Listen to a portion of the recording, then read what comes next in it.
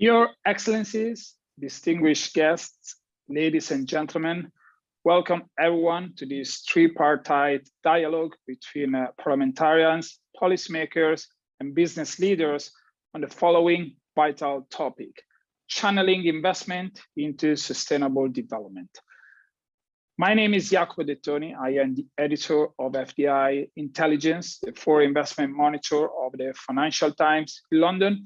And more importantly, today, I have the pleasure to be moderating this dialogue that brings together a wide array of speakers representing the public and private sector, as well as the civil society.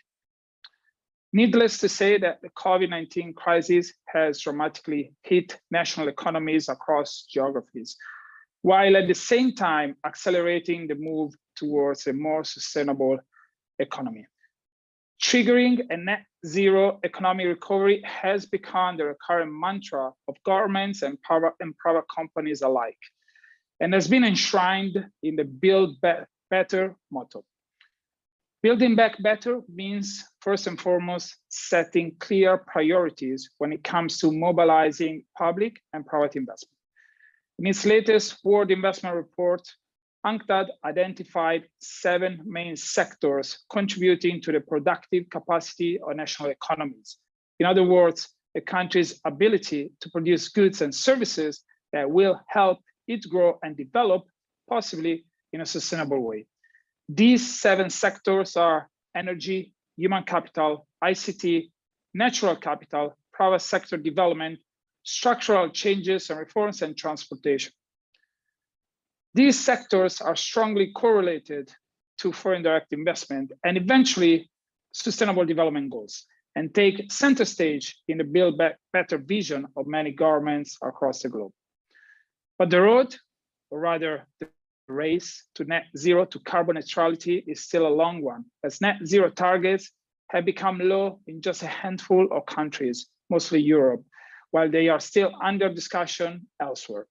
Against this backdrop, the role of parliaments in conjunction with the civil society and the private sector is key when it comes to designing and passing into law effective national net zero strategies, as well as setting up functioning monitoring mechanisms. Mobilizing resources and investment towards sustainable development is not an option any longer, and today's dialogue will address some of the main challenges and opportunities that come with that. First, we have a couple of opening statements by our hosts, UNCTAD and IPU. So let me introduce Ms. Rebecca Greenspan, the Secretary General of UNCTAD, for her introductory remarks. Ms. Greenspan, the floor is yours. Thank you so much, Jacopo. Thank you for that very, very substantive introduction. And I want to greet His Excellencies and the distinguished parliamentarians, government and business leaders that are with us, the delegates, and for sure, my very good friend, the Secretary of IPU, Martin. Martin, thank you so much for doing this together with us.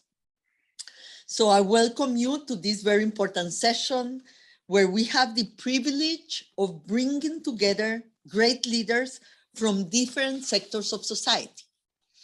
This session takes place at a key moment in our history. You were really referring to that, Jacopo. Against the background of a pandemic that has done untold damage to the world, and in the middle of a very uneven global recovery.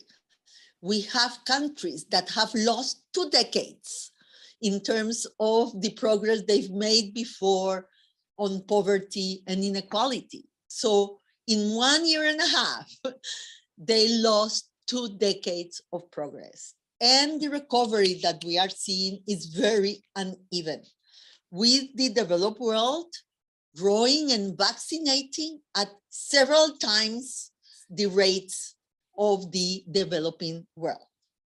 So much of humanity still lacks access to life-saving vaccines, to robust fiscal packages, and to resilient trading systems. This is creating a recovery so fragile that it almost doesn't deserve that name, a recovery that is widening gaps instead of closing them, and that is weakening multilateralism instead of strengthening it. We must turn this around. We have now a window of opportunity, and this window is rapidly closing. As I said yesterday, we cannot waste it because we can be assured that more crises will come. What we can be sure of is how many opportunities we have left.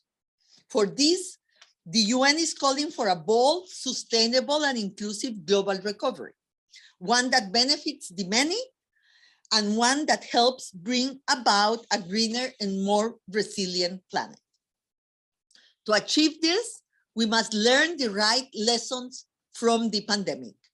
And perhaps the greatest lesson of them all is that society is as strong as its weakest link, that we must revalue the public sphere, which is what all of us can achieve together, not just governments, not just the state, but all of us, private sector, civil society, the academic world, and for sure the parliamentarians.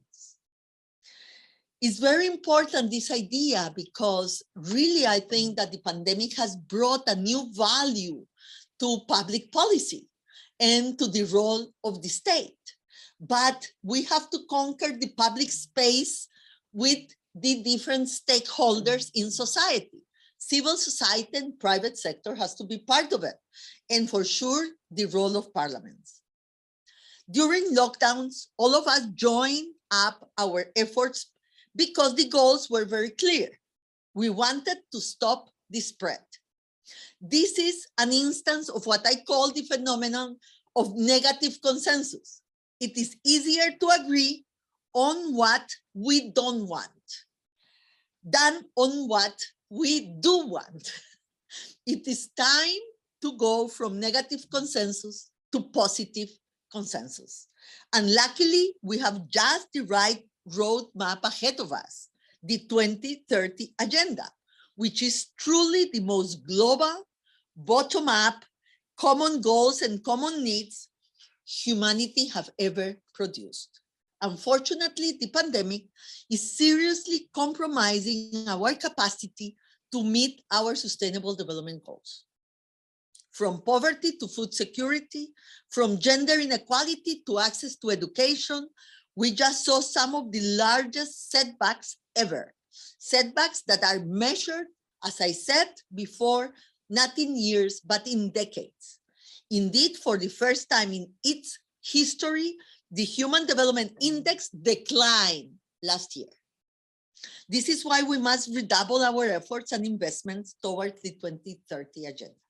Let me give you some numbers of what is needed. At the time of launch, UNCTAD estimated that between $5 trillion to $7 trillion per year were needed to implement SDGs worldwide, and that the developing countries faced an annual investment gap of $2.5 trillion. That was at the beginning when they were issued.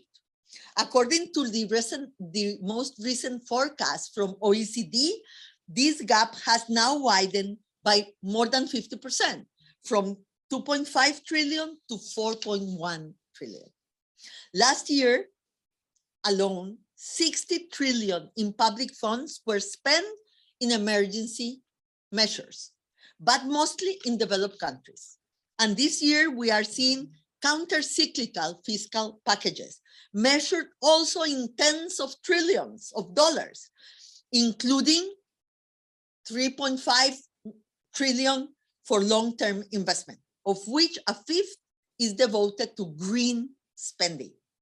These are good news, but now, again, developing countries, excluding China, only make 1/10 of these figures. And even among developed countries, this money is very unevenly spread. But as we outline in our World Investment Report, $1 of direct public support can, under the right conditions, mobilize $10 of capital investment through public-private financial schemes. Already 1/3 of this year's public investment plans consider partnerships with the private sector. This means the total investment potential could reach $10 trillion this year, about 1/3 of the total investment gap estimated for the SDGs at the time of their adoption. We are talking then about serious amounts of money. Under the right policy frameworks and with the right environment of cooperation among stakeholders, these investments can help us close the gaps this pandemic has opened, produce an inclusive and sustainable recovery, and achieve the SDGs by 2030.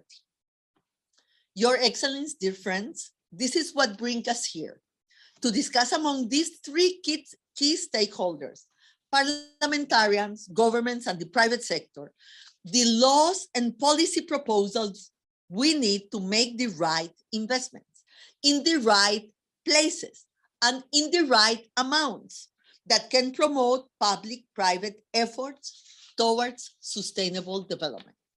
Before I finish, I would like to share with you some of UNCTAD's thought leadership on this front with 4 concrete areas of collaboration.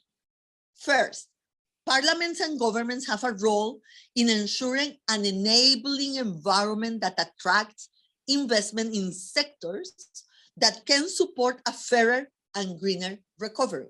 This includes the growing area of for-benefit and for-purpose companies, which require specific legislation that allows them to grow.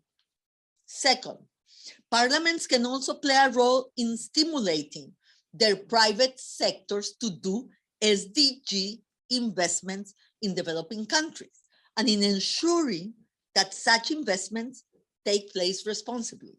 Parliamentarians, for example, can facilitate this by earmarking law reform priorities and drafting SDG-oriented legislation. If you allow the self-sponsorship that I take advantage of, UNCTAD's action plan for investment in the SDGs provides a master plan for all this. And third, parliamentarians also have a critical role to provide overall oversight of SDGs implementation efforts. They must guarantee that expenditures are efficient, accountable, and impactful, and that they meet the needs of the most vulnerable groups.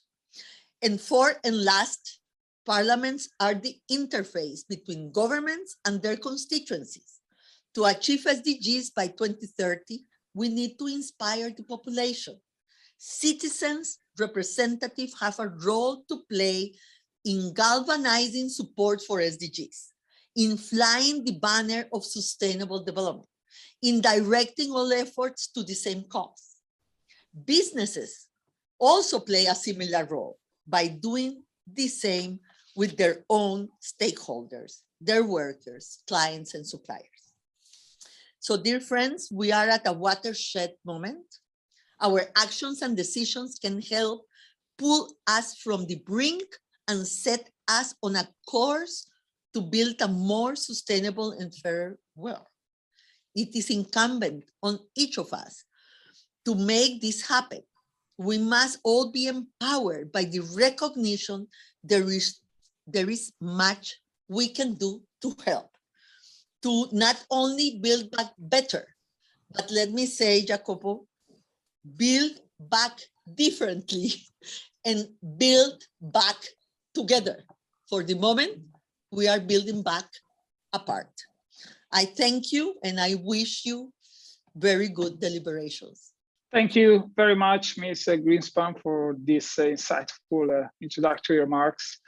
I definitely share this idea of parliamentarians and businesses inspiring their stakeholders, and it's a key element of any recovery that you outlined. Let me now move on to our next speaker, again, is another host of this session. This session is produced in partnership with the Inter-Parliamentary Union, or IPU.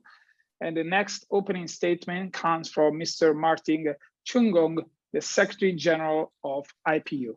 Mr. Chungong, the floor is yours. Thank you very much, Jacopo, for giving me this opportunity. And my very dear friend, Rebecca Greenspan, Secretary General of UNCTAD, welcome again to your position. Your Excellencies, Ministers, Honorable Members of Parliament, business leaders present on this platform today, ladies and gentlemen. It gives me great pleasure to be with you and to be co-hosting this very important event with UNCTAD. Let me recognize the presence on this platform of the Honorary President of the IPU, Saber Chowdhury, and I also see the co-chair of the Parliamentary Conference on the WTO, Bernard Lange. Welcome to this meeting. Let me thank you, Rebecca, for the strong leadership you are showing and for the cooperation that we have enjoyed as we prepared for this event. We have been very proud as the Global Organization of Parliaments to be a strong sponsor of the World Investment Forum.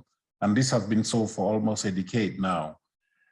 We have been particularly proud of our partnership in promoting this tripartite dialogue between parliamentarians, ministers, and business leaders.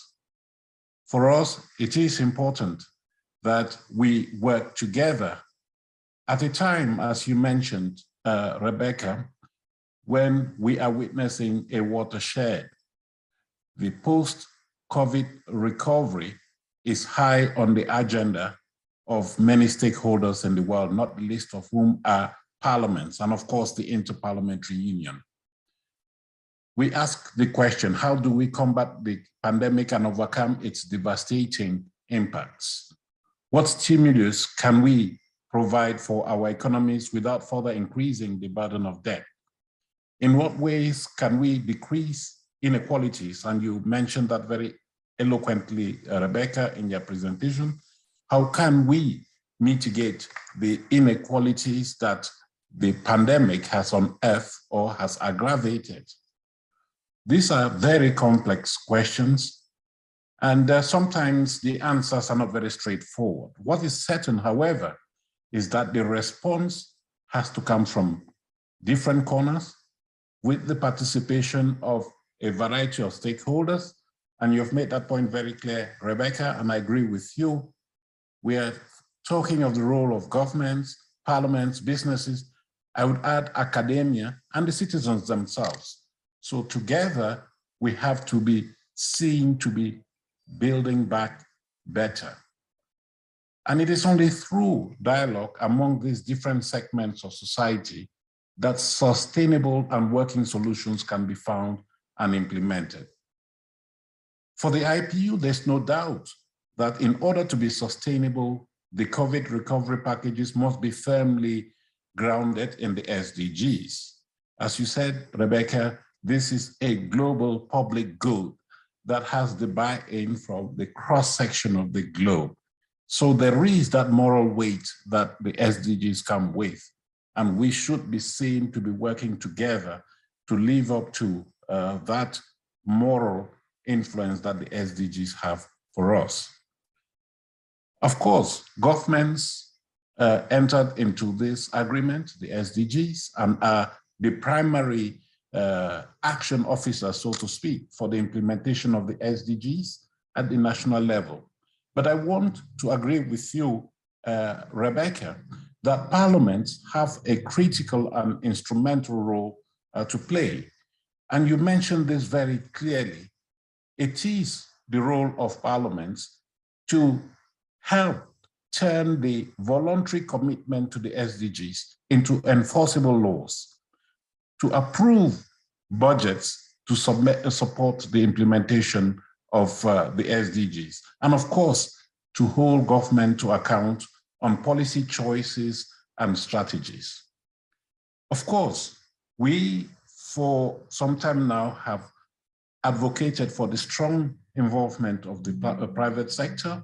And it is clear to us that the SDGs will only succeed. We can only succeed in implementing the SDGs if the private sector is strongly engaged.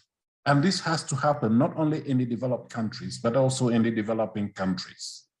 We want to see enterprises investing more and better, particularly in terms of labor and environmental standards, and to all kinds of innovative products that improve people's lives and the quality of the environment. You mentioned the need to build back better and in a greener fashion. So there is definitely a business case for the SDGs, as some people have put it, whereby the profit motive that drives investments can be reconciled with the social justice agenda of the SDGs. The question is how to do that, and I hope that our discussions today will bring us a step closer to finding solutions. Thank you very much for joining us in this conversation, and I look forward to the deliberations as we move forward. Thank you. Thank you very much, Mr. Chungong, also for your remarks. Definitely, we'll try to discuss solutions. You mentioned already a couple of speakers that will participate in the dialogue in just like a few minutes. We have a wide, as I mentioned at the beginning, we have representatives of different national parliaments, different major international companies, and also representative for the civil society, and we'll discuss this all with them. But let me now introduce our last speaker for his introductory remarks. He actually represents or advises better a national government, in particular the government of Ethiopia. So please let me introduce His Excellency Dr. Arkebe Okubai, who is a senior minister and special advisor to the Prime Minister of Ethiopia. Mr. Okubai, the floor is yours. Thank you, Jacopo, and Secretary General Rebecca, Brother Martin, and all participants and excellencies. This is a very timely agenda because we know that policy strengths and unified action comes from the engagement and the involvement of all stakeholders, especially at times of crisis or much broader fundamental goals like SDG. The COVID-19 crisis has been deeply damaging and has had a significant impact on both advanced and developing and emerging economies alike. However, developing countries have been hit much worse, requiring a longer period of economic recovery as they try to mitigate its impacts. According to the UN's Sustainable Development Report 2021, over 120 million people were pushed back into poverty and chronic hunger by the pandemic. From the onset of the pandemic, responses by governments have been uneven, and governments that acted swiftly improved coordination between legislative and executive organs, and among different government bodies were much more effective. This complex and difficult process demands time and readiness to make bold decisions through compromises and negotiations under a cloud of diverging political interests.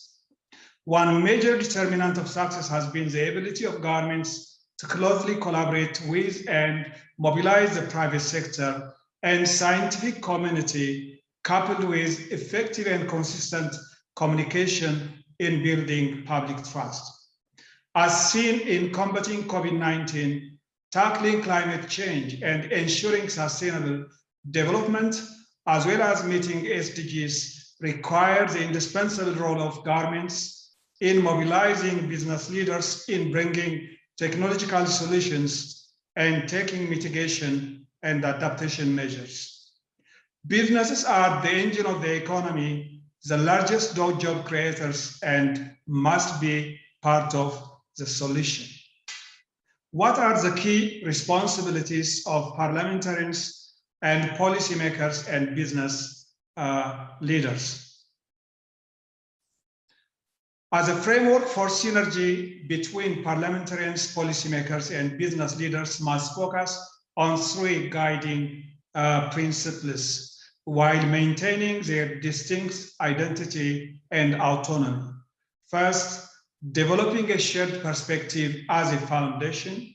Second, pursuing regular consultations for common grounds. And third, utilizing regular and ad hoc platforms. Parliamentarians are elected representatives responsible for the legislative wing of government and oversight of governance structure.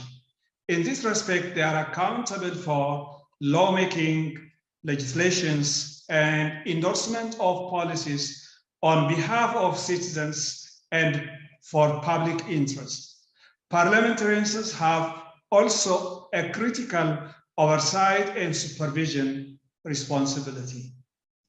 On the other side, policymakers are responsible for the executive wing of governance and accountable for the entire nation. And they are also responsible for interpreting and carrying out the laws, rules, and regulations endorsed by the parliamentarians and bringing the views and needs of various stakeholders in society, including the business community, into the policymaking arena. Business leaders represent the business community, which is basically the nation's wealth-creating constituency and the engine of the economy and the largest employer. It's evident that this simple delineation of roles and responsibilities, that dialogue among the tripartite constituencies is not only logical, but indispensable for effective governance, efficient policymaking, and the creation of a successful business environment for investment and building productive capacity. If there is one issue that glaringly demonstrates the importance of tripartite dialogue among parliamentarians, policymakers, and business leaders, it's the implementation of sustainable development agenda, which has experienced a major setback since the outbreak of COVID-19 shock and the ensuing global economic crisis. Reigniting the SDGs, which are universal goals agreed by the international community, requires collective efforts and concerted public-private commitments. Moving forward, therefore, it's critical that plans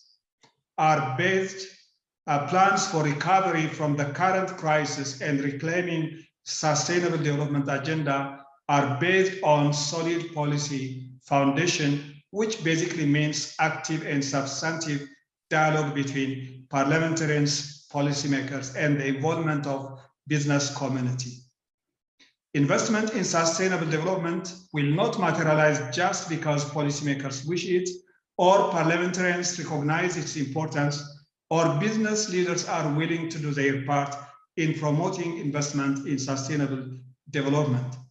The will of each constituency to promote investment in sustainable development in isolation may be encouraging and a step in the right direction, but it will be inadequate if the collective will is not coordinated through synergetic and active dialogue among tripartite bodies, each performing its role and responsibilities.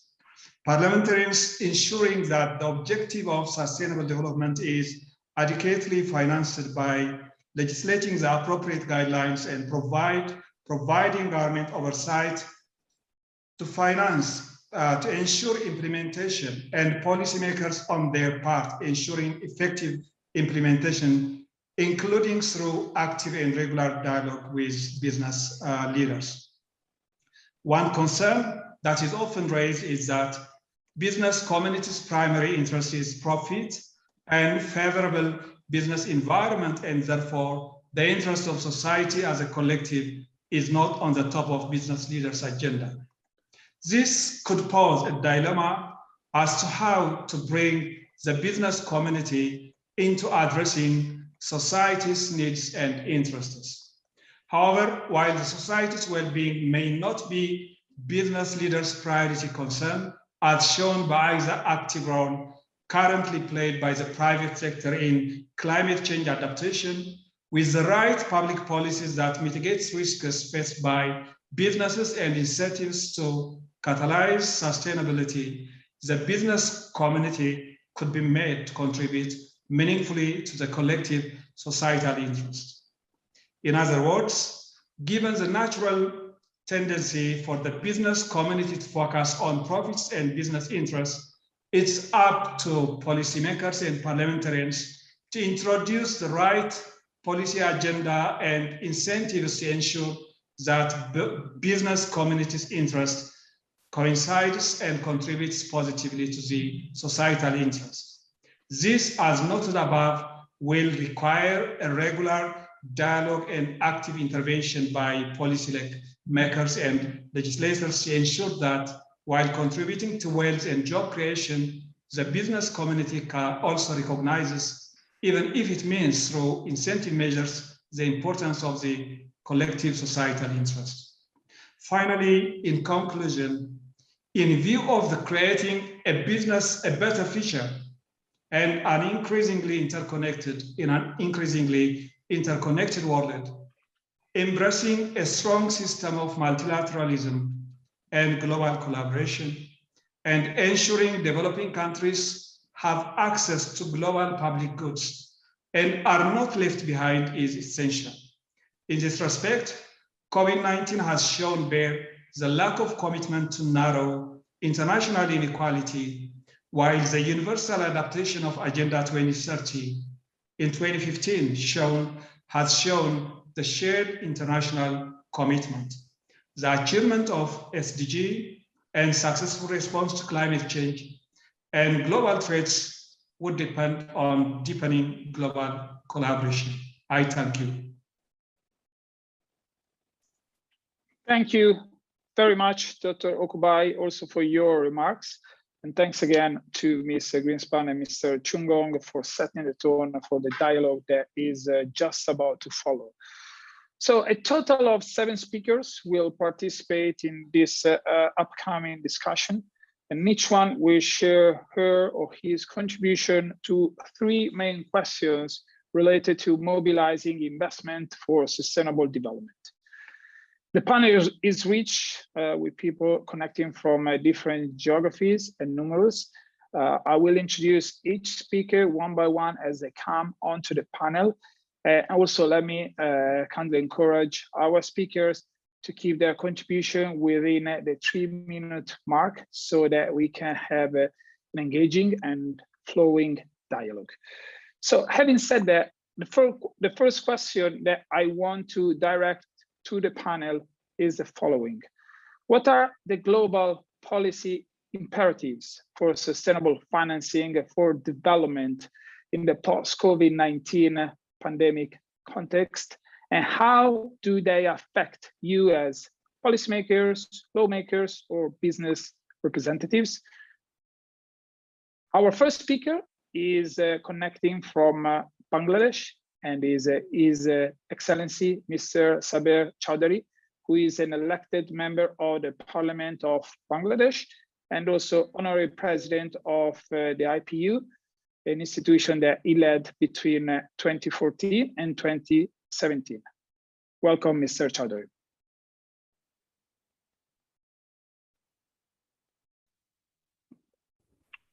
Thank you. Thank you very much, Jacobo, and warm greetings from Dhaka, Bangladesh.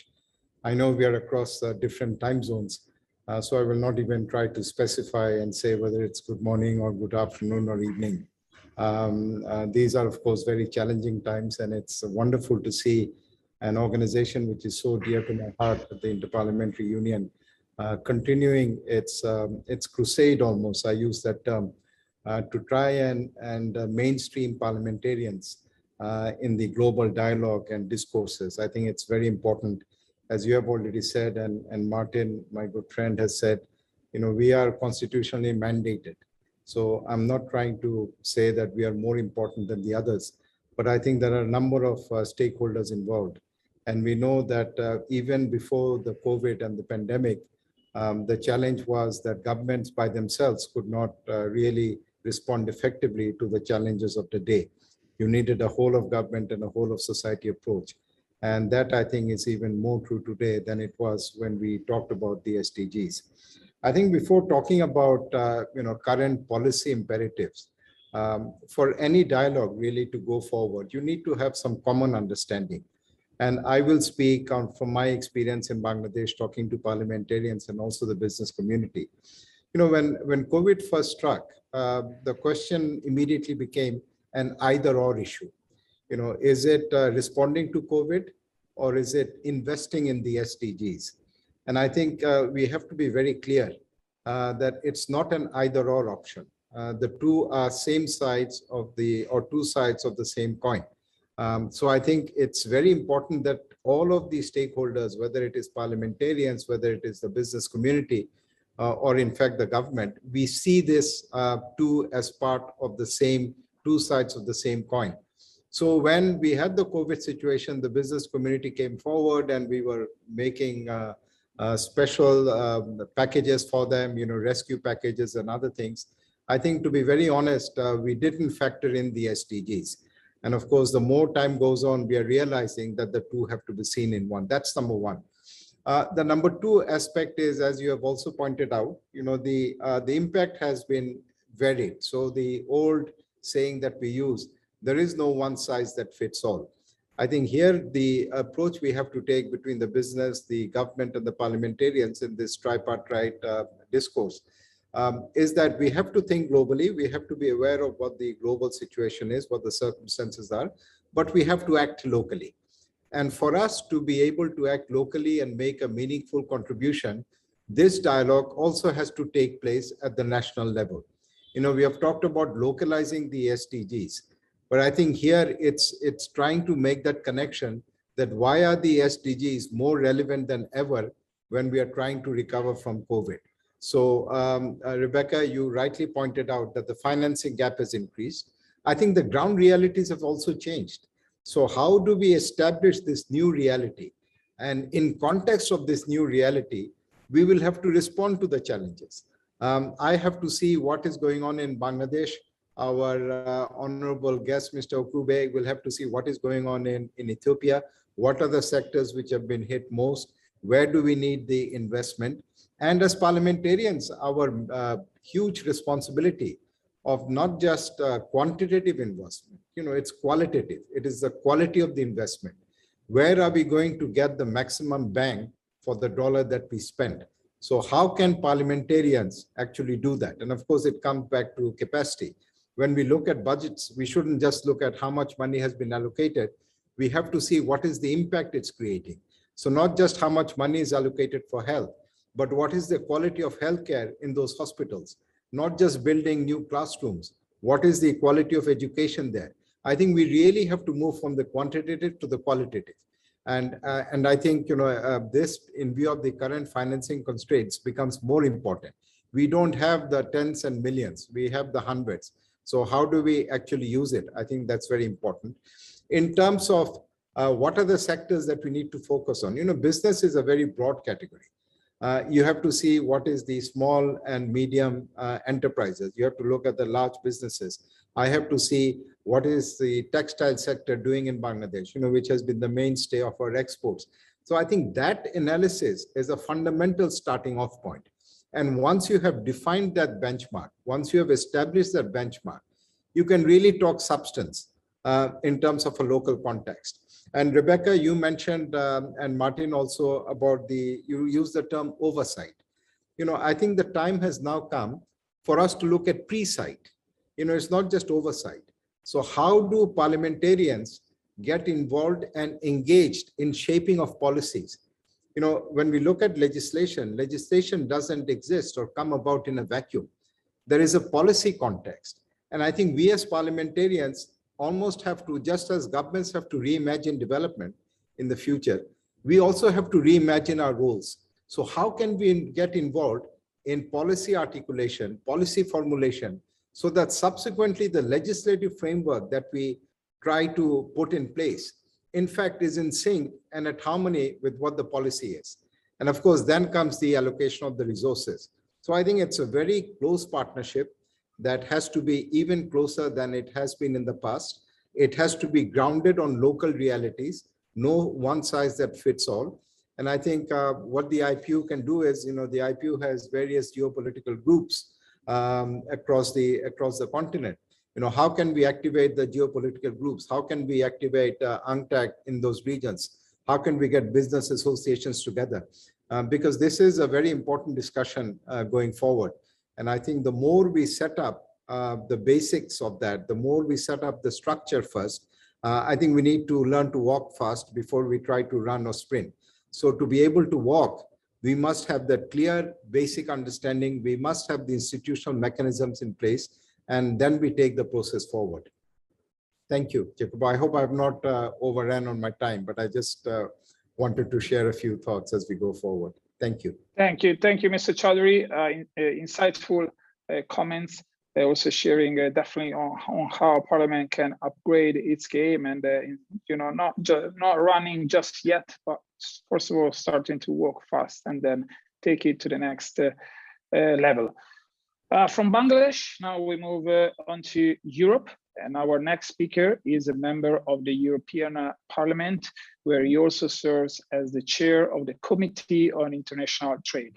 Mr. Bernard Lange, the floor is yours. Thanks a lot, and thanks a lot for the invitation. It's a great pleasure to see the familiar faces of the IPU and have the possibility to exchange the really important question how to motivate investment in sustainability. And I guess based on the pandemic and based also on regarding climate change, the clear understanding that we as a global village are faced with the same problems all over the world is really increasing, even in the European Union. And I guess this is really a good signal for reflecting the rules for investment in sustainability. So specifically regarding the pandemic, also that it's no secret that the possibility for having supply for vaccine is really not optimal. No? So let's say this one. We have a vaccination rate in Europe from around 70%, in Vietnam 25%, in Africa, whole Africa, around about 3–4%. That's not acceptable in a global world. So we have to reflect how we can really invest in operation which really give an improvement of development in a lot of countries worldwide. So looking to that and looking also to the challenge of climate change. So the commitment for having a Green Deal to be climate neutral in 2050 is one signal coming from the European Union, but it's not sufficient because we have to take all the countries worldwide on board. So what to do? Of course, as Rebecca said, the stimulation of investment by public funds is important. And we reflected that quite honestly in the European Union. And on the vaccine side, we decided to spend 100 million to support the supply of vaccine in developing countries. And this will stimulate, of course, also investment in the facilities on the ground. It's, to be honest, not so easy to motivate the finance minister in Europe to give and to spend this money for the investment, but it's really crucial to have an engine function in some developing countries. We are now reflecting on the trade preferences we are giving to developing countries, the so-called GSP program, where all the LDCs are benefiting from, and a lot of other developing countries as well, so that we have really the possibility to specify a bit more the question of is investment in the light of the SDGs. I'm not giving general preferences, but specific extra benefits for a specific production. And of course, this is linked to a specific investment. Thirdly, we are preparing a legislation for companies regarding due diligence in their supply chain, so that they have to guarantee, for example, a minimum wage in all their production facilities. And this will also stimulate, of course, the possibility of economic development in other countries.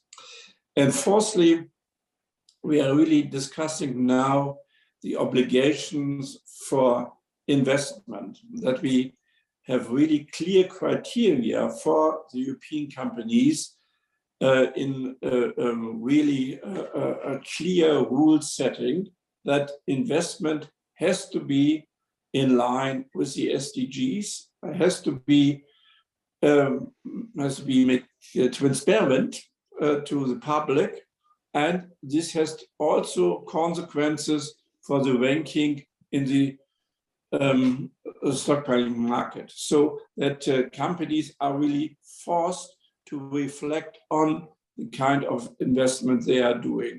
And you can imagine this is quite a critical discussion we had at the moment with our stakeholders, with the companies, because the freedom to decide what investment they are going for is then gone. We want to have a stable investment in the direction of the SDGs.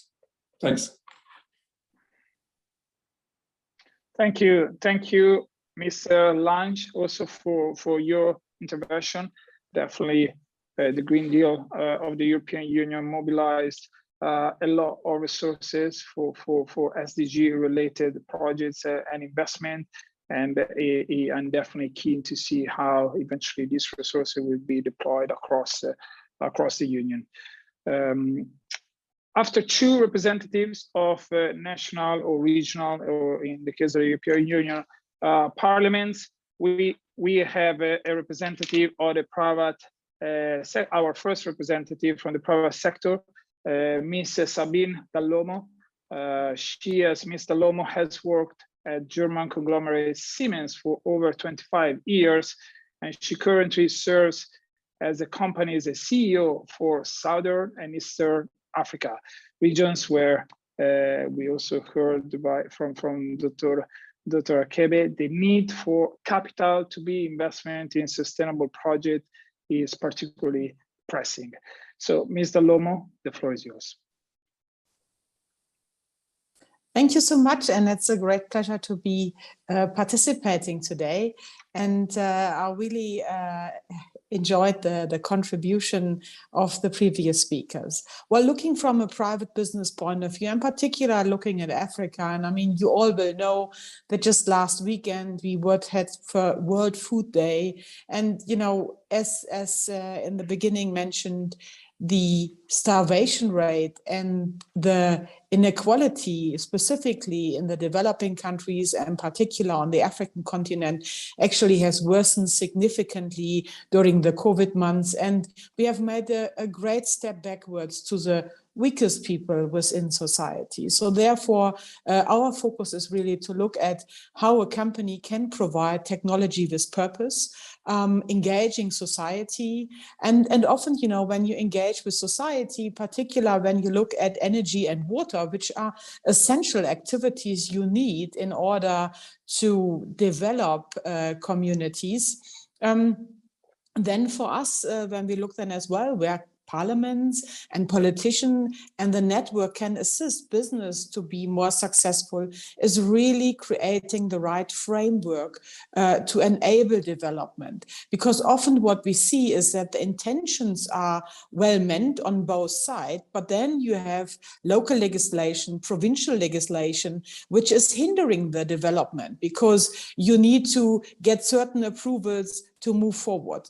And here we believe if we proactively and on a trust basis, subject to that it is compliant, and the previous speaker mentioned it has to be open and transparency be provided, and transparent is absolutely important.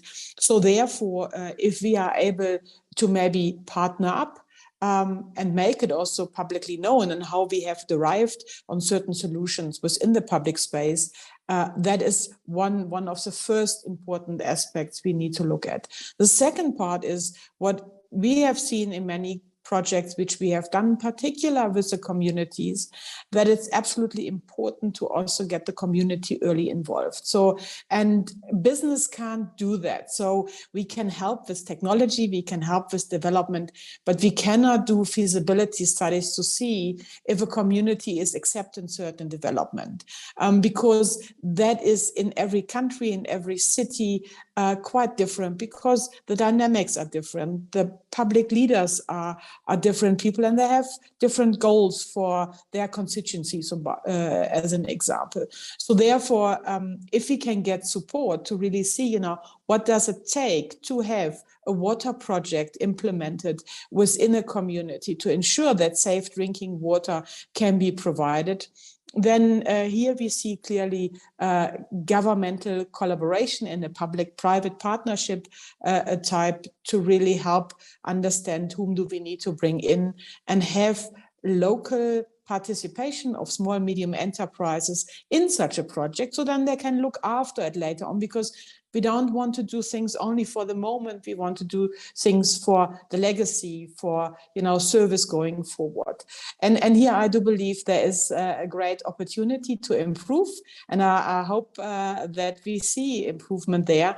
We have a few countries, and I just came back from Rwanda, where we do see that the government is extremely proactive to take any stumbling blocks out of the way if required, in order to foster development. And if you look during the last 18 months, Rwanda is one of the African countries which hardly had an impact on their GDP, hasn't been significantly impacted from COVID. There haven't been sufficient vaccination shots for them yet available, but they have managed relatively well, and they kept their standard as a technology country on find inspiration to move to better space. Fantastic. Thank you, Mr. Lomos, for sharing your experience at Siemens, and what Siemens is doing, and what you believe are the priorities when it comes to collaboration also with parliaments and governments. You mentioned PPP, something that was already mentioned by Ms. Greenspan at the very beginning. We will have a chance to talk more about that later. But also something that I guess is needless to say, that the monthly wave of ESG finance moving on to the financial sector has really made large pools of capital available for sustainable development projects and initiatives. And our next speaker oversees a portfolio of financial assets worth $625 billion, and I'm looking forward to hearing his own perspective on the policy imperatives for sustainable financing for development in this unfolding post-COVID economy. So without further ado, let me welcome Mr. Nicolas Moreau, who is the CEO of Hsbc Global Asset Management, the asset management arm of Hsbc. Mr. Moreau, the floor is yours.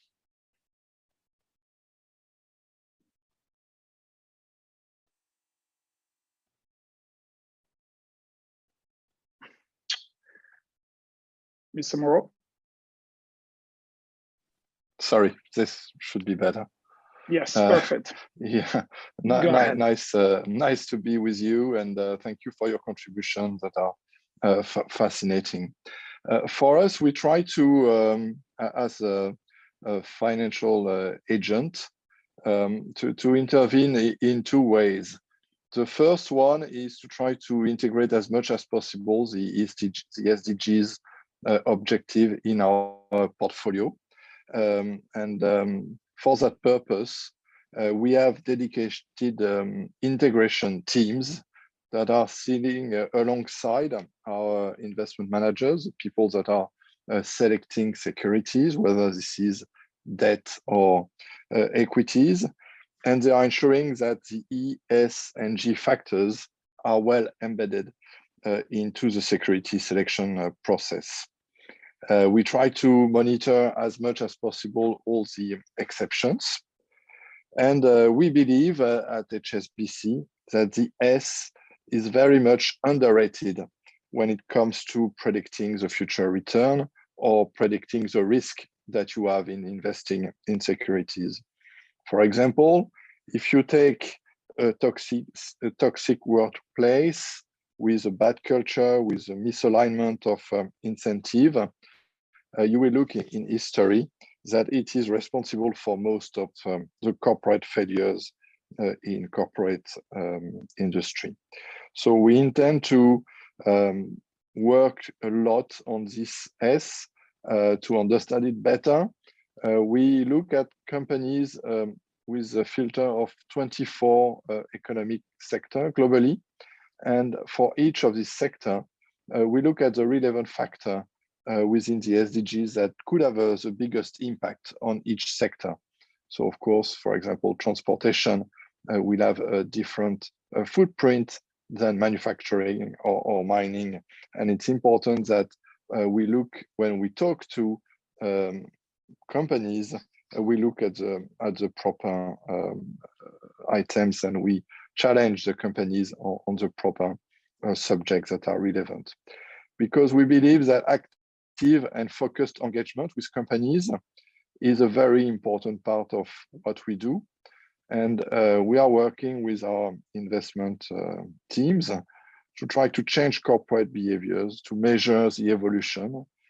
So we are looking, for example, at the transition plan of companies when they are part of difficult sectors such as oil and gas, trying to understand better the way they are evolving from where they are today to a new situation. We believe that it's very important to take into account the sector and also the countries in which these companies are evolving. And for example, we have discriminated horizon when it comes to developed countries or developing countries. We believe in fair integration, meaning that we believe that it's important to take into account the importance of the reliance on various natural commodities when looking at local population. So for example, in some countries, we will not rate as harshly coal, where in developed countries, we try to look at the transition out of coal as fast as possible. So this is one of the aspects of what we do, is that's the integration. The other aspect is to finance sustainable projects. We've looked at, we are managing a green bond portfolio together with the IFC, whose objective is to allow corporates in emerging markets, in developing markets, in their transition plan towards a greener economy. So we are active both on existing portfolios through the integration, but also through the financing of corporates, of projects, or infrastructures that are allowing a transition to a different world. Thank you. Okay, thank you, Mr. Moreau. Also insightful to hear this two-pronged approach when it comes to your existing portfolio, but obviously also your next and new investments. And talking about transformative companies, our next speaker comes from a company that has come a long way from being a coal mining company established in the Netherlands at the beginning of the 12th century, I encourage you all to read the fascinating story of DMS and his trajectory from, again, a mining company to becoming now a company active in the fields of health, nutrition, and materials. We have with us today Mr. Focko Vientes, who is the president for sustainability programs and partnerships at DMS. Mr. Vientes, also, please, looking forward to hearing your perspective on the priorities for sustainable financing and development at DMS. Please, the floor is yours. Thank you. Thank you. DSM. I have to correct it, otherwise people start to look at the wrong company. So yeah, as Rebecca said at the beginning, a for benefit and for purpose company. DSM is certainly a for benefit and for purpose company. Purpose very clearly stated, brighter lives for all. That's what we're in for. And we have a tool set where we do that with. So if you look at really our business strategy is focusing on the big challenges that the world has. And we've turned the company, indeed, as you said, from a coal mining company into now a company that is looking into health, nutrition, and biotechnology to address the basic the needs of the world. We're very focused on the SDGs. So we are the largest vitamin producer in the world. We're a large food ingredient supplier. We're big in the feed space. And so our attention is really on SDG 2, SDG 3, SDG 13, 15, and of course with that also on SDG 1 on poverty reduction, because we can try to change the world, but if people cannot afford to pay for their daily needs themselves, then we will continue to be in a very unsustainable position where we have to bring in aid all the time. And in the end, we need to try to get the World Food Programme out of business, try to get all the development funding that is needed now changed into a normal portfolio. We all want to be part of the portfolio of Hsbc and others. It needs to be becoming the standard and not the development budgets that we need right now to make this change happen.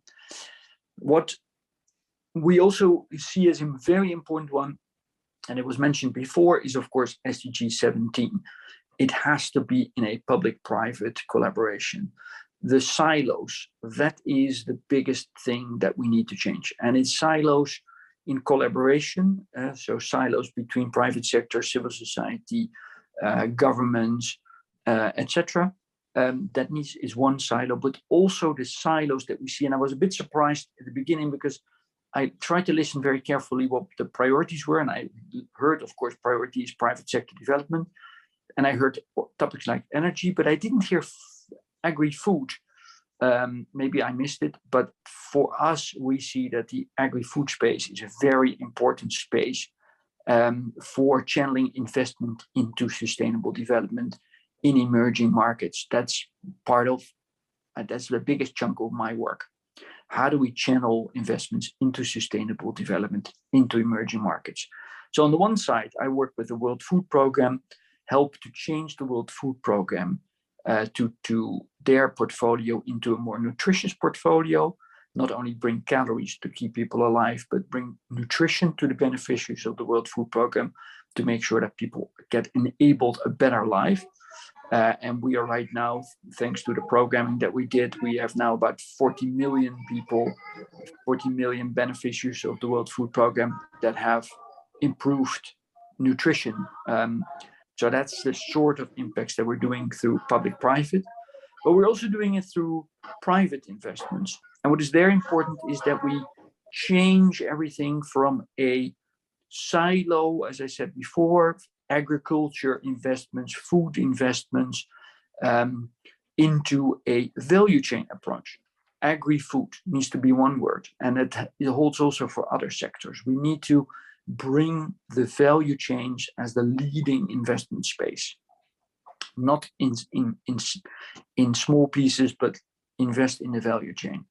That means that we can bring together funding that is available for climate resilience, for food and nutrition security, for jobs, for economic development. We can all clump it together and then make our investments, rather that we split our investments into, we do a bit on climate change, we do a bit of job creation. We need to start being smarter in the way that we all spend the money, public money and private money. So if we change our orientation from silos to value change, that would be a big breakthrough. The other thing is what I see, and my colleague from Siemens can certainly underline that with her experience, is that in developing countries, we still see that the focus is too much on exports of the continent, or too much on, and not enough on local or regional market development. Make a regional economic development a big priority. And that will require that we work on borders. The cross borders is getting better, but it can still be better. That's an important thing that needs to happen, and parliaments and governments play an important role there. What we also see, and also my colleagues will understand and will subscribe to that one, is the investment space, we need to get better risk understanding, shared risk reduction measurements. Volatility reduction is a very important one that we can all do together. And then we get into risk sharing, because if we understand it, if we reduce it, the remaining risk we can share. We can there find solutions. We can find insurance products that work. Right now, the risk is just too big for anybody to carry by themselves. So that's an important one. And that's a role also for DFIs, for the development finance institutes, and for donors to play a role in that, to help in that volatility reduction, and to play a forward-looking role into that space. What is important is that we need to understand each other. And I would certainly invite governments and parliamentarians to better understand private sector, and also, of course, from us, we need to understand better the public policy makers, but it's important that we understand each other better. I see a lot of parliamentarians and governments who do not necessarily understand what makes a good business case for us. And if there's not a good business case, we can't invest, and we will not invest. We're not a jackpot. We are looking for, what Rebecca said in the beginning, for a benefit. And yeah, there we need to make sure that we get to that positive business case. That is something that we need to understand each other's language better. So I think there's plenty of space for doing well by doing good. Private sector is there, is ready to invest, and we are planning our investments in Ethiopia. So I need to talk to Mr. Okebe after this conversation.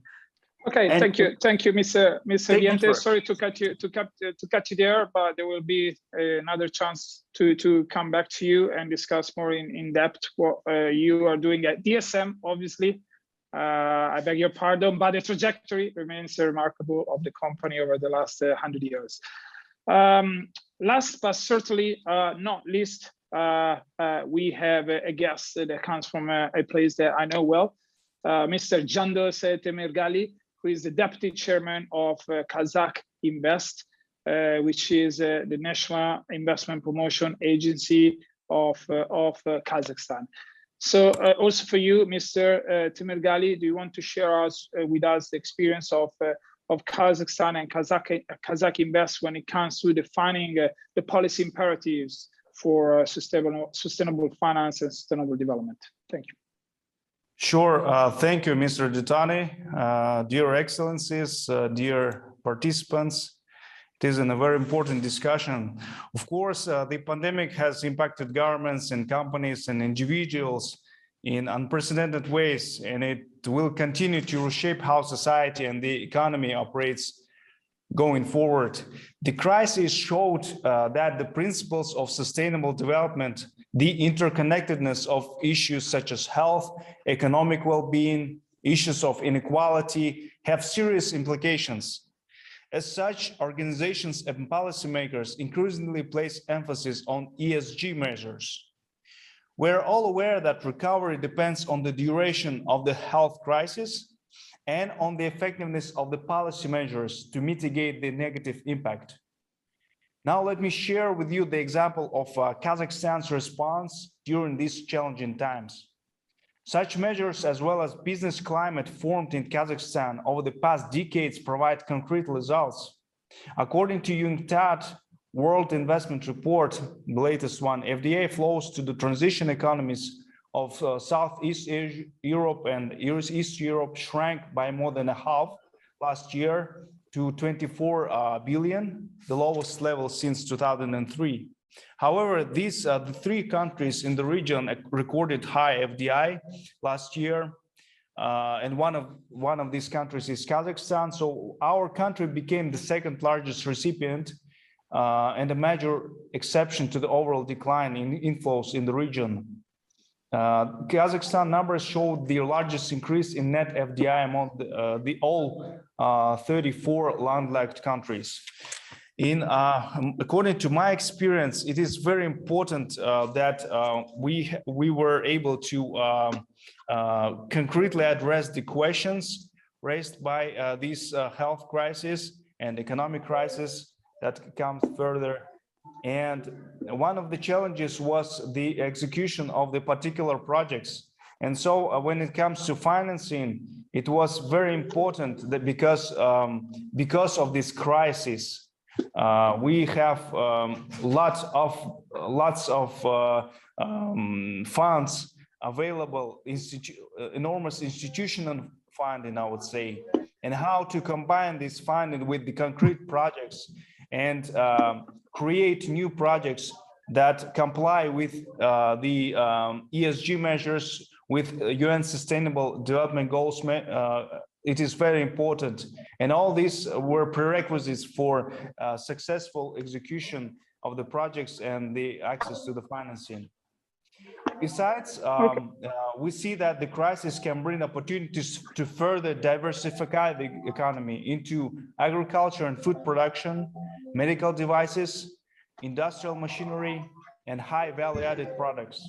For instance, the pandemic has shown the growing importance of agribusiness and food security. Being traditionally called the breadbasket of the region, Kazakhstan is naturally positioned to provide the food security in Central and South Asia, China, and Middle East. Notably, in the last year, Kazakhstan was ranked 32nd in the Global Food Security Index. So, with the disruption caused by COVID-19 crisis, ESG criteria factors are gaining significant attraction. In accordance with our goals set by the Green Economy concept, Kazakhstan has reached the share of renewable energy by 3% last year, and it's 10% in 2030, and carbon neutrality by 2060. And here we have to be very pragmatic and see the current needs of the economy, because it is not the it's not secret that main portion of the energy currently generates from the old-fashioned coal-based plants, and we are rapidly transitioning to the renewable energy facilities, and the current capacities have doubled within 2 years.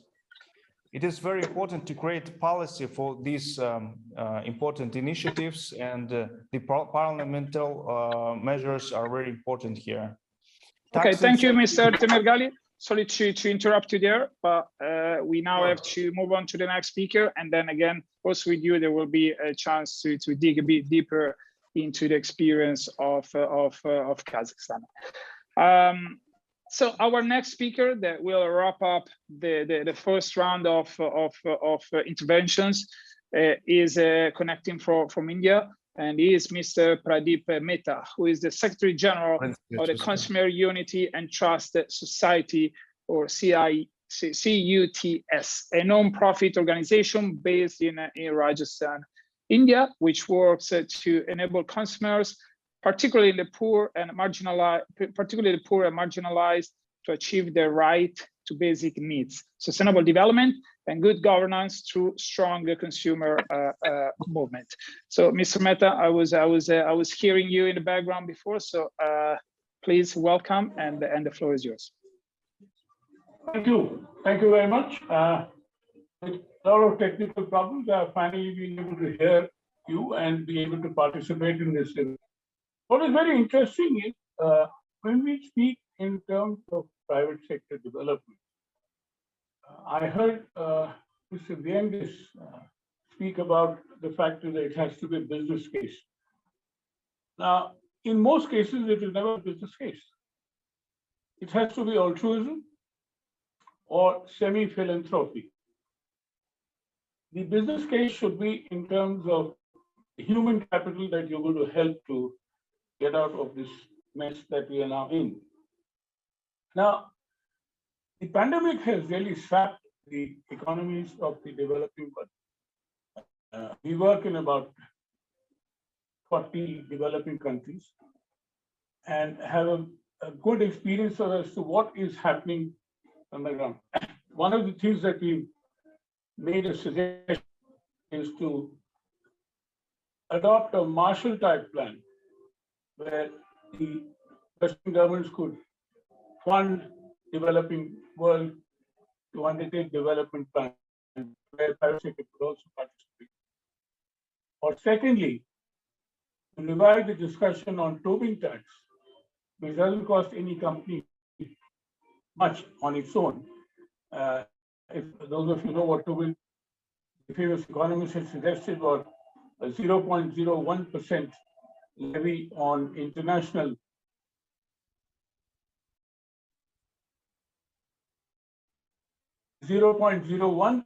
levy on international financial transactions would be able to raise enough money to be able to help the developing world. And this could be handled by the UN agencies that are there.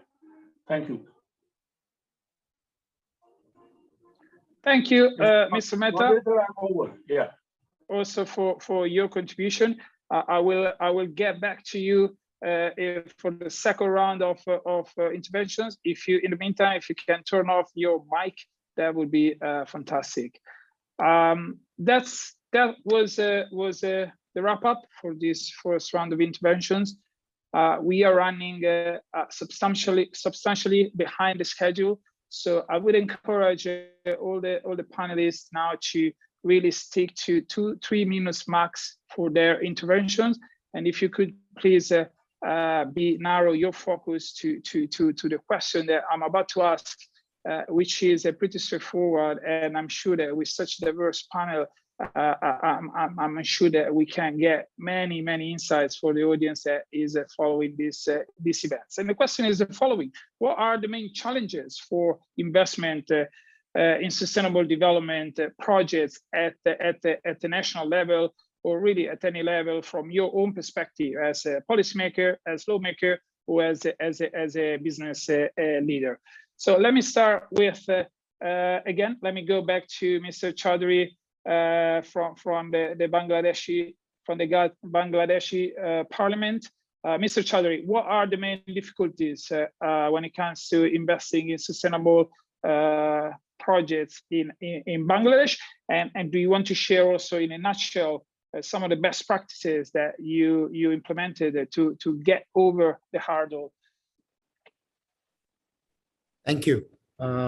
Thank you very much for that question. I think where I would like to start off is, try and look at it from the perspective of business. So what is it that business is looking for? I think that's very important when we're trying to have a dialogue with the various stakeholders. Businesses look for what? They look for social and political stability. They look for continuity in policy, and they look for certainty, because business always involves an element of risk. So our job is to see how we can lower that risk aspect for businesses. How can we facilitate and create an environment which is going to make businesses flourish? I think that's what we need to understand, because earlier on, one of the speakers was saying, they need to understand the mindset of policymakers. Likewise, we need to understand what their constraints are. And I think really, I guess what we are looking at is the answer to the question how.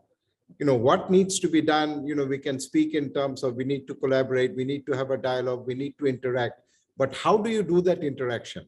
And I want to share very briefly what we have done in Bangladesh, because we have got a number of priorities. How do we enhance resilience? How do we make our economies grow? How do we create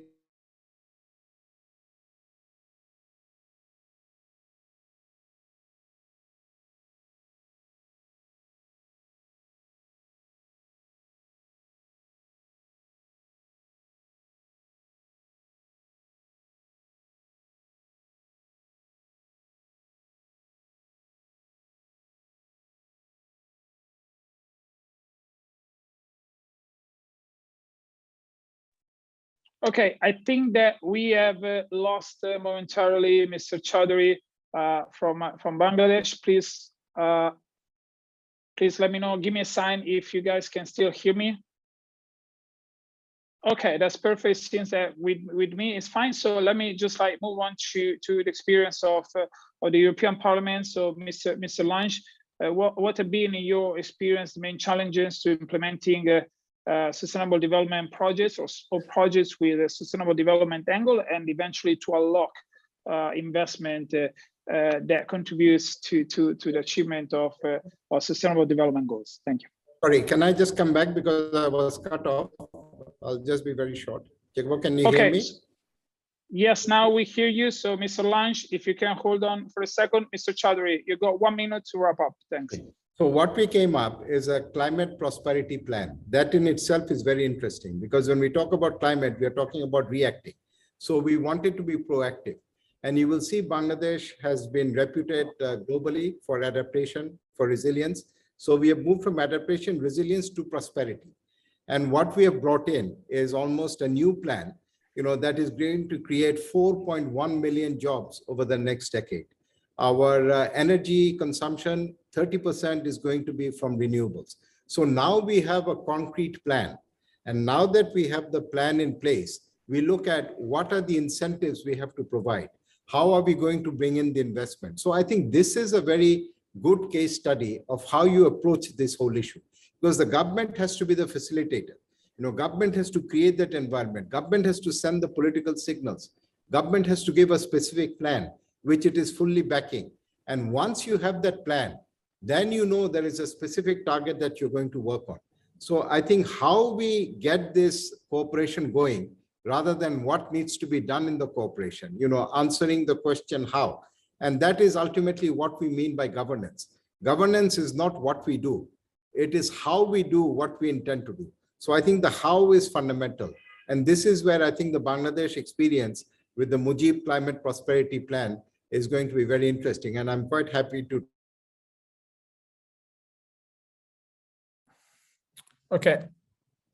I think that we lost, at least I lost Mr. Chaudhary again, but definitely interesting to hear about the policy intentions of a big democracy like South Asian democracy like Bangladesh. But now back to Mr. Lange.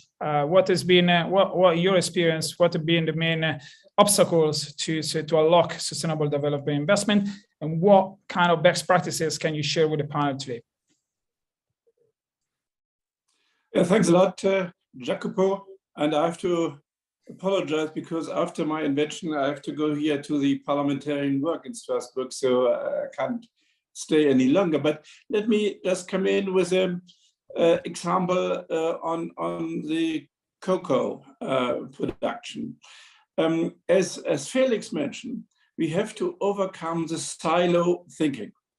And regarding, for example, the production of cocoa in Côte d'Ivoire and in Ghana, you can't really look only on one obstacle for investment.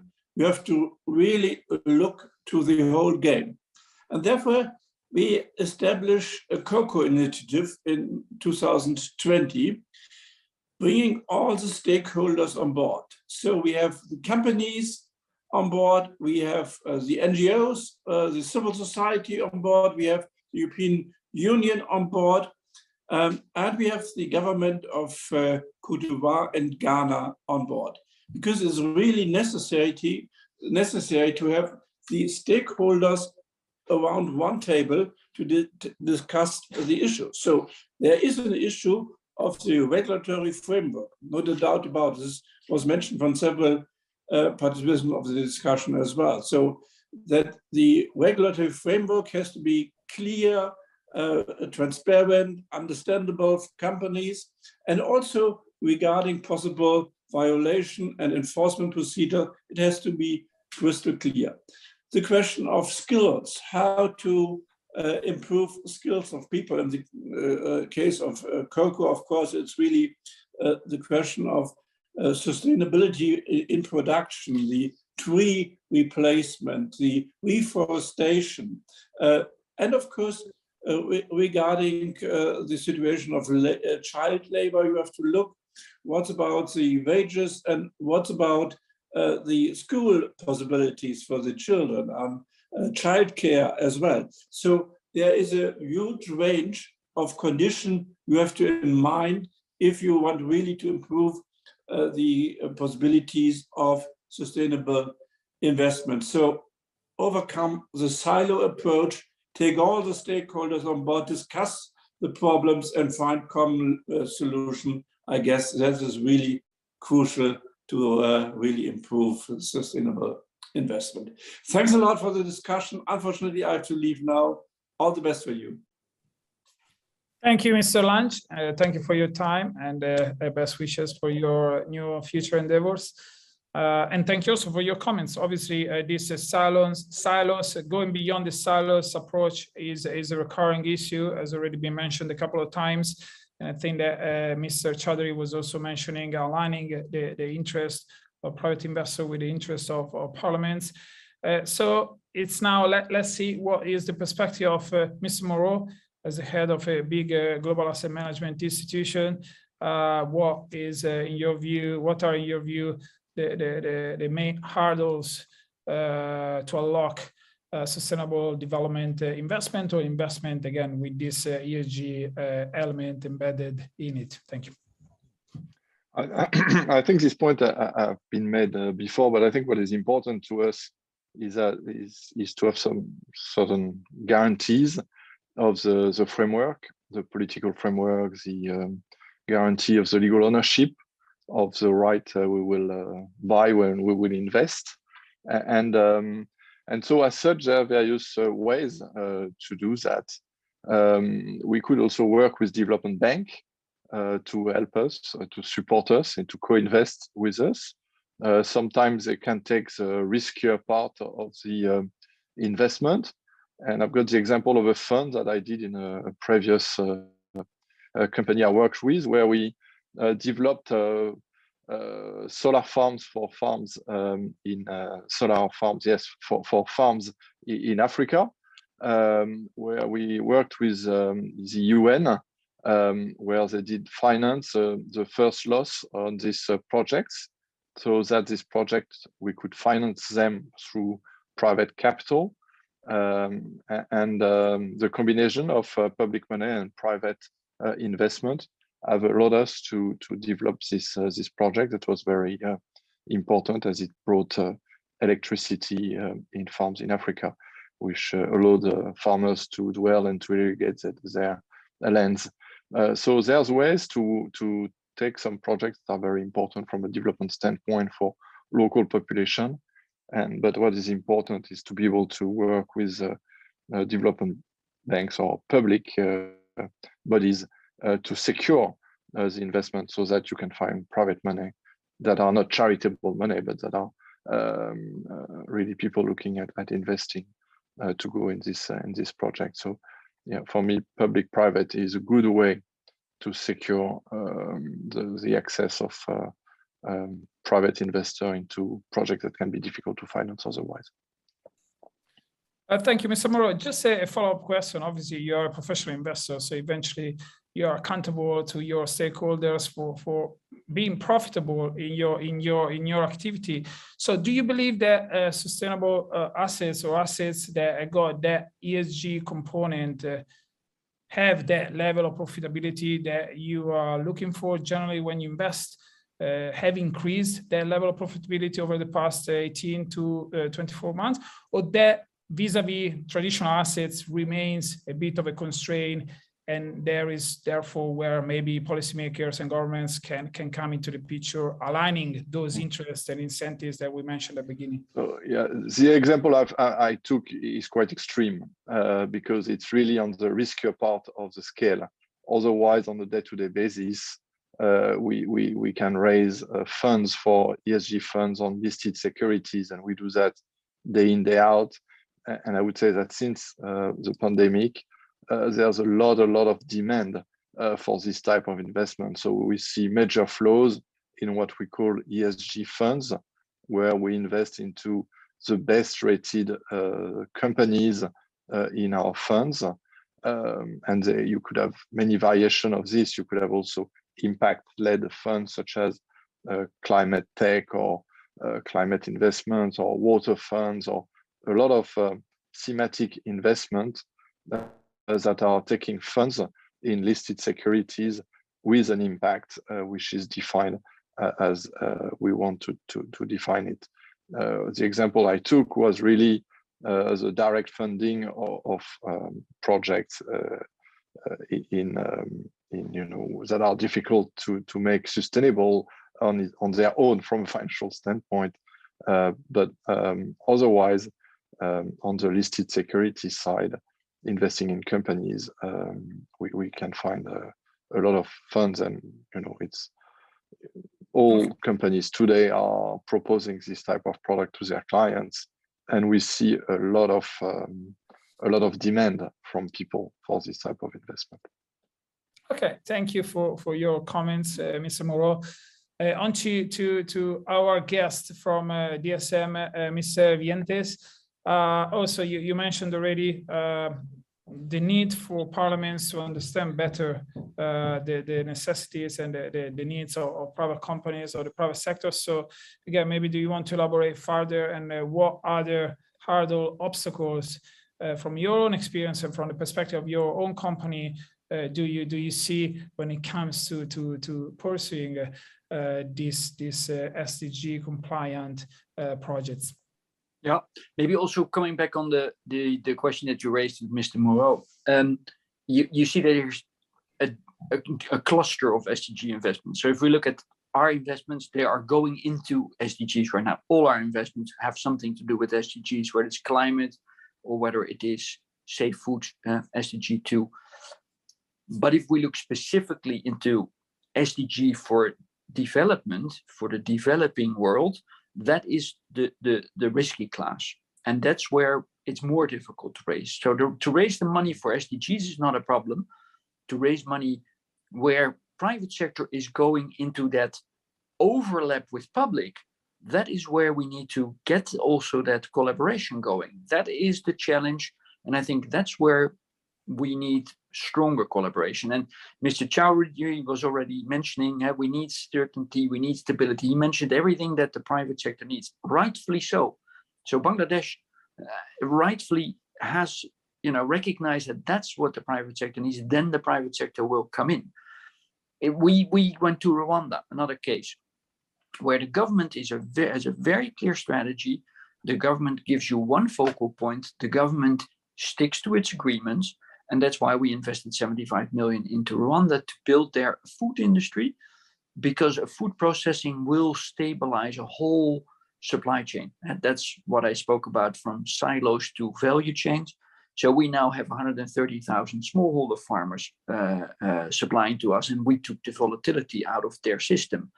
We provide safe and nutritious food. And safe food in Africa is still a big challenge.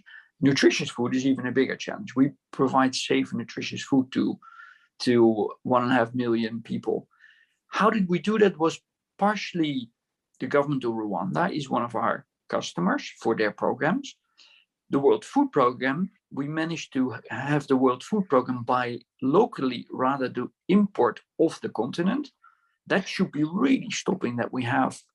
We should stop import aid products from outside, produce locally, stimulate local investments, de-risk that by having guarantees of purchase. And And of course, if you look at Rwanda, no corruption. The East Africa Union gives improved border crossing. Those are all strong governance. Those are all strong benefits for the private sector. That is really an interesting, best practice. And there are more of these best practices, but that helps to trigger that private sector investment. And we put 75 million into there. We are now looking into Ethiopia as the next one. It is possible if we work in a more creative way towards a deal where everybody comes together. Very, very, very interesting. Thank you, Ms. Fuentes, also for sharing this experience. You mentioned the challenge of this type of investment into developing economies. Bangladesh is certainly one of them, and we know we from Mr. Chowdhury we heard what they're doing to align the interest between public and private sector. Another one is certainly Kazakhstan. So, Mr. Temirgali, do you want to share with us from the perspective of the private sector, what is Kazakhstan and Kazakh Invest doing to overcome some of these hurdles that private investor may raise when it comes to this type of investment? Thank you. Sure. Thank you for this question. These days, we can see that policymakers have to work out development strategies into account the new relatives and the new questions of the UN's Sustainable Development Goals in the new reality. Kazakhstan has clearly identified priorities for sustainable development, and we are confident that our measures will return the country to its pre-pandemic growth and the further growth. Our goal now is to take advantage on the ongoing shifts in the global production and trade and accelerate the transformation of the national economy. Achieving this in the new reality will require major upgrades to our economic, investment, trade, industrial policies. With this in mind, the government of Kazakhstan formed the updated strategic plan for the development of Kazakhstan until 2025. And this plan targets to increase the potential of export-oriented industries, promote integration in the global markets, advance the local regional market of Central Asia, advance agricultural potential, ensure accelerated digitalization, and further improve the quality of and affordability of infrastructure. In order to continue the effective implementation of the reforms, the Agency for Strategic Planning and Reforms was created under the President and the Supreme Council of the Reforms as well.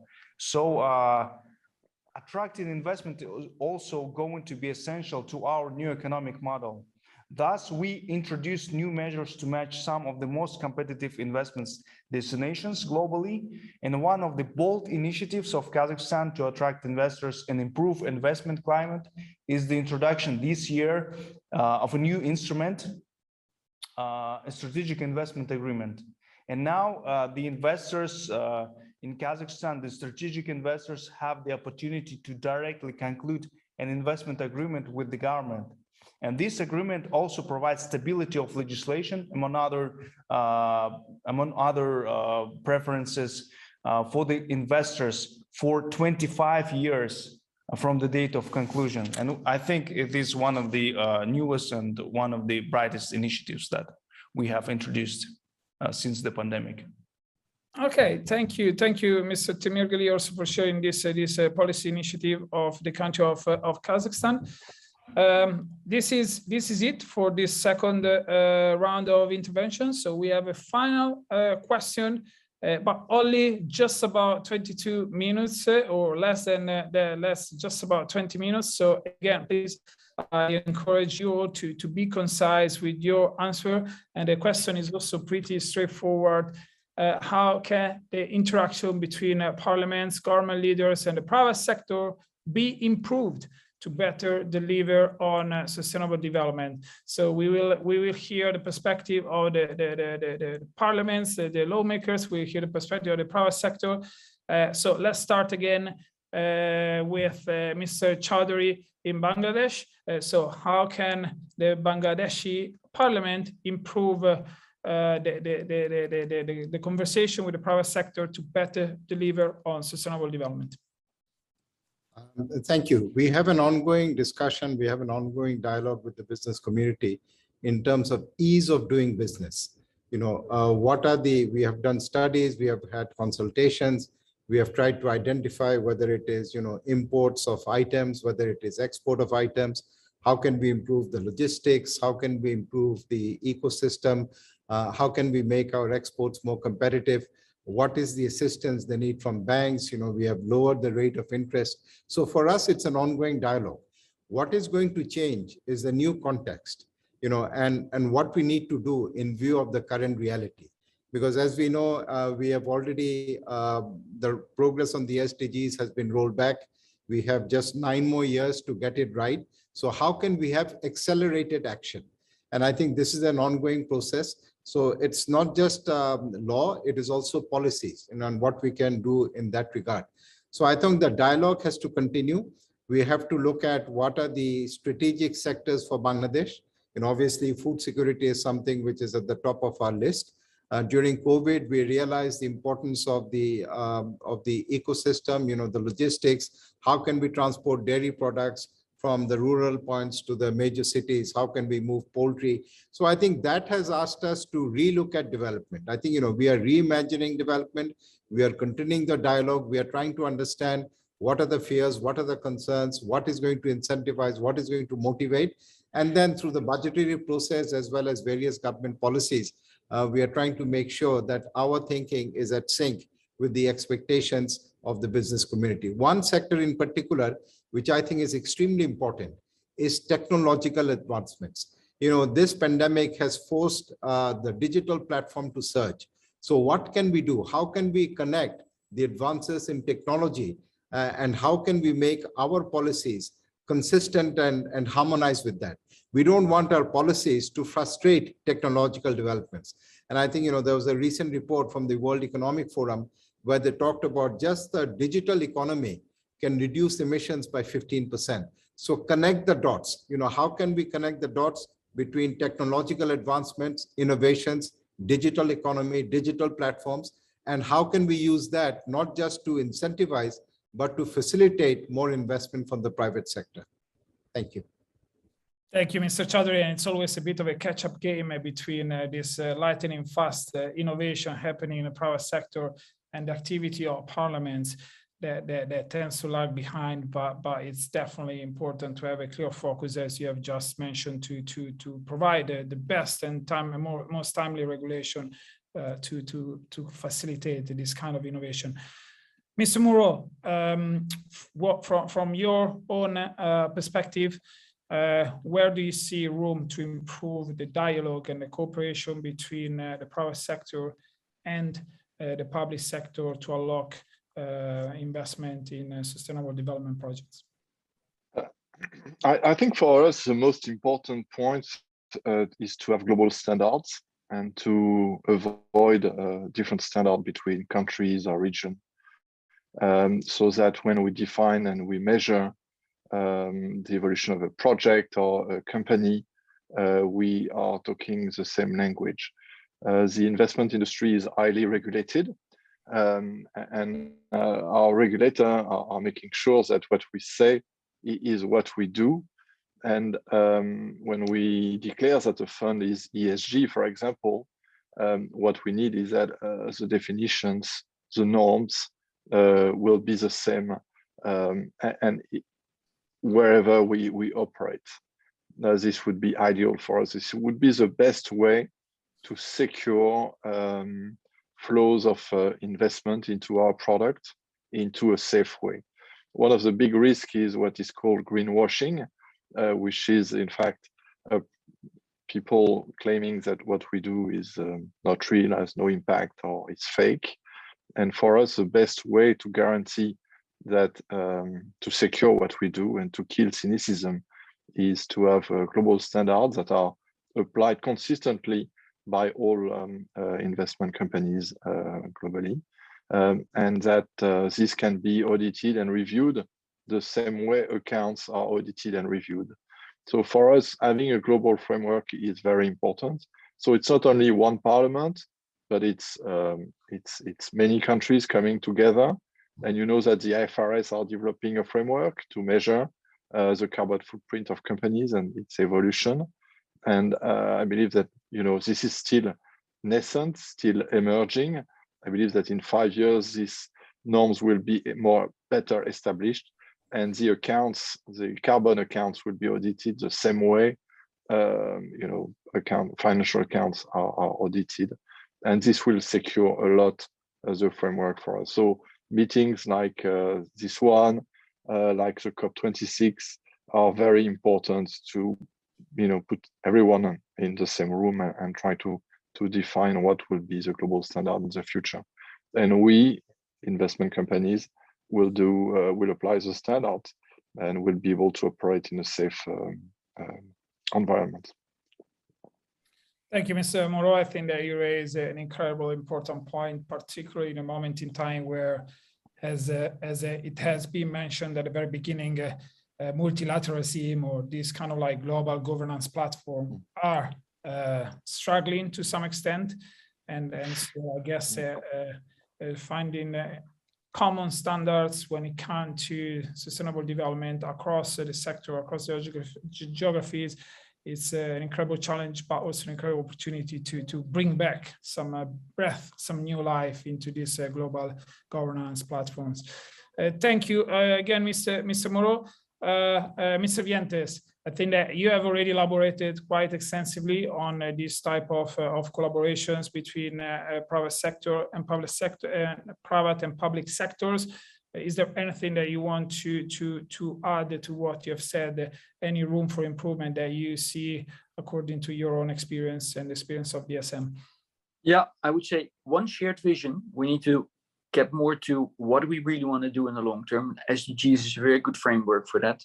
One language, we need to understand each other, but we all keep our own role and our own accountability. So those are, I think, important parts. We're looking for $250 million that we want to invest, and we were looking for investors for Africa. And what you typically see is the cost of capital is still high in these areas. So that means talking about reducing the cost of capital, and that's most of the time reducing risk. So we all need to work towards what are the risks and how do we actually reduce them so the cost of capital can go down, and then the flows will come. I agree with also what Mr. Moreau said is let's no longer debate a cost of carbon, but let's implement it, because as we get new rules to the game, we will all adjust to that. When field hockey changed the rules, the game adjusted accordingly, and that will be the same in business. If we change the rules but make it globally applicable, then we will change. So we really welcome what the European Union is doing with their Green Deal and the focus there on carbon pricing, and let the rest of the world follow suit and be quick in that, because that's good for humanity, and it's also in the end good for business. New businesses will come up that will deal with the new reality. Okay, well, just like a brief follow-up question. So how can governments, policymakers, and lawmakers contribute to lower the cost of capital, which is mostly determined by market forces? So what's the role there of these two lawmakers and policymakers in bringing down the cost of capital in their countries? Yeah, we already touched upon a couple of them. One is, of course, clear governance, no corruption. Corruption is really a killer. And if there is donor money coming in, use that wisely to create markets for companies, the right markets. Because if there is a market, if there's a pool, private sector will come in to supply into the need. And so if a government is creating a smart kickoff by reducing risks for the demand side, that will significantly help the investments to move quicker into markets and bigger into markets. Otherwise, it goes very drip wise and small, and if you are able to stimulate the demand side, build trust, for instance, with consumers and citizens, that will certainly help to go faster. Okay, all right, fantastic. Again, thank you, Mr. Vientes again. Mr. Temirgali, what is Kazakhstan and Kazakh Invest doing to improve this dialogue, this cooperation between the private and public sector, and where do you still see room for improvement? So our organization is basically mostly serving as the intermediary, as the facilitator between the private sector and the government sector. So we have a lot of experience in advancing particular investment initiatives in Kazakhstan and internationally. So what we see is that the state as a whole should realize and recognize the increasing role of the investment and investment promotion in the new conditions. This includes both policies and the incentives that government provides. And within these incentives, it is very critical to identify the priorities and to allocate these resources in the needs of the economy and SDGs as well. And just to mention one of the initiatives that we have created within the last year, we have developed the investment task force in order to facilitate the implementation of the strategic projects and advance our investment promotion approaches to find more efficient ways to support implementations of the particular projects. So basically our main task is to ensure the efficient interaction between the representatives of the government sector and private sector for successful implementation of the particular projects. So we see this as our previous speakers were mentioning, that everyone should be on the same page, and both private sector advancing the current needs and the government about realizing the current agenda that private sector has. And it become all the inefficiencies in the world in these challenging times were revealed last year, and we can see that the policymakers are improving in this sphere. So the investment promotion becomes more and more visible here, and this vision also shared by our colleagues from UNCTAD and WIPA, and we have conducted multiple discussions on this time. So this is basically our vision. Okay, that's great, insightful, and good to hear. So thank you also to you, Mr. Temirgali. We have time for just another couple of interventions. So I will try to go back to Mr. Pradeep Mehta, connecting for Rajasthan. Mr. Pradeep, I skipped you. We were having troubles hearing you before. So in a nutshell, do you want to give us your own perspective of what are the biggest obstacle when it comes to unlocking this type of investment in sustainable development projects? And also, where do you see room to improve the dialogue between private, public sector, but also the civil society that you represent? Thank you. Thank you, moderator. I have 3 points in this concluding session. When we work with parliamentarians in several countries, it is to build up their awareness and capacity to be able to influence correct policy making, lawmaking. And we've been quite successful there. That is, if we talk in terms of parliamentarians' role. Secondly, this has been mainly a bottom-up approach. See, parliamentarians are the connection between the government and the people. They get elected directly by the people, and they have to go back to the people to get re-elected. So they do have a stake in hearing and listening and ensuring that the right kind of projects are implemented in the regions. And that is something which we need to understand and to push forward. Thirdly, what has not been mentioned before, and I go back that I made at the beginning, the Marshall Plan post-World War II was entirely a reconstruction fund where Europe was helped in many ways by the US. And it's a similar situation that we now have, except that we've not had a World War III. But what we've had is the COVID, which has been more devastating than the World War was, and particularly in the developing world. Finally, moderator, there's one experience from India that we found very useful in terms of investment and sustainable development goals, where the net profit of a company, on the net profit of a company at above a certain threshold, 2% of that has to go into corporate social responsibility, which would mainly be those, such projects would help the poorest of the poor. Thank you, moderator. Thank you, Mr. Mehta. And thank you to all the other speakers that participated in this panel discussion. Mr. Saber Chowdhury from the Parliament of Bangladesh, Mr. Bernard Lange from the European Parliament, Mr. Nicolas Moreau from CEO of Hsbc Global Asset Management, Ms. Sabine Dalomo, CEO of Siemens Southern East Africa, Mr.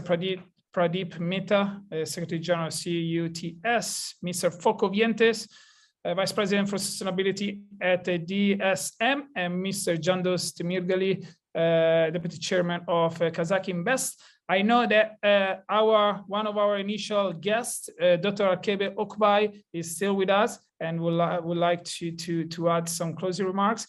So I leave the floor to Mr. Okubay for his closing remarks. Thank you.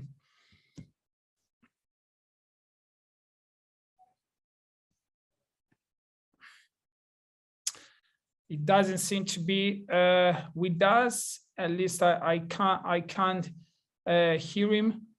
So I'll be waiting for a cue from production whether or not he's still aligned with us. But from my own perspective, okay. So I think that unfortunately he's not with us anymore. So from my own perspective, I think it's been enriching to hear what countries like Bangladesh or the European Union are doing, or Kazakhstan itself are doing when it comes to really not just approving these green deals, but also making sure that the interest between the public sector and private sector are aligned, even though there is still room for improvement. And on the other hand, I think it was very clear the message from the private sector that this has to be a necessity. Really, at the end of the story, has been emphasized a couple of times. Businesses, they follow a clear profit incentive, so the interests have to be there. So now everybody seems to be on the same page when it comes to pursuing more sustainable projects or projects that have that ESG component. So I think that it's really an incredible opportunity for the public sector, for lawmakers and parliaments to really work on those incentives and to align as much as possible those incentives to make it a compelling business proposition for the private sector, while obviously at the same time the private sector has to reiterate these commitments.